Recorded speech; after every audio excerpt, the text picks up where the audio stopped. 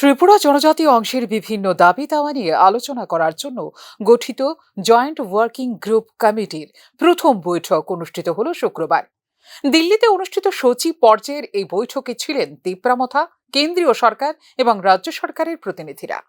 কেন্দ্রীয় স্বরাষ্ট্র মন্ত্রকের উত্তর পূর্বের উপদেষ্টা এ.কে. মিশ্রের নেতৃত্বে এই কমিটির অন্যান্য সদস্যরা হলেন তিপ্রামথার চেয়ারম্যান প্রদ্যুৎ কিশোর দেববর্মন, মথার সভাপতি বিজয় কুমার রাঙ্কল, ত্রিপুরার স্বরাষ্ট্র সচিব, ত্রিপুরা আদিবাসী কল্যাণ দপ্তরের সচিব এবং সাথে ছিলেন কেন্দ্রীয় গৃহ সচিব এবং উত্তর পূর্বাঞ্চল বিষয়ক মন্ত্রকের সচিবরা।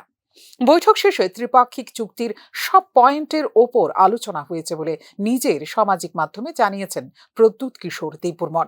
এছাড়া প্রতি 2 মাস অন্তর অন্তর এই কমিটির বৈঠক অনুষ্ঠিত হবার ওপরও সিদ্ধান্ত নিয়েছে জয়েন্ট ওয়ার্কিং গ্রুপ বলে জানিয়েছেন প্রদ্যুৎ কিশোর দেববর্মন।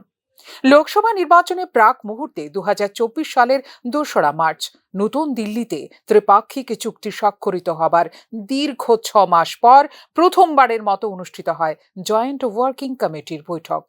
কিন্তু এই বৈঠকে ঠিক কি সিদ্ধান্ত নেওয়া হয়েছে তা নিয়ে বিশেষ কিছুই খোলাসা করেননি প্রদ্যুৎ কিশোর দেববর্মন।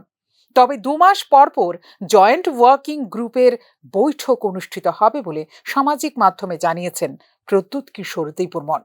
জয়েন্ট ওয়ার্কিং গ্রুপের এই প্রথম বৈঠকে পরবর্তী সময়ে আরও বৈঠক হবার সিদ্ধান্ত ছাড়া আর কি সিদ্ধান্ত হলো তা জানার অপেক্ষাতে রইল রাজ্যবাসী। ফিউরো রিপোর্ট, নিউজ নাও।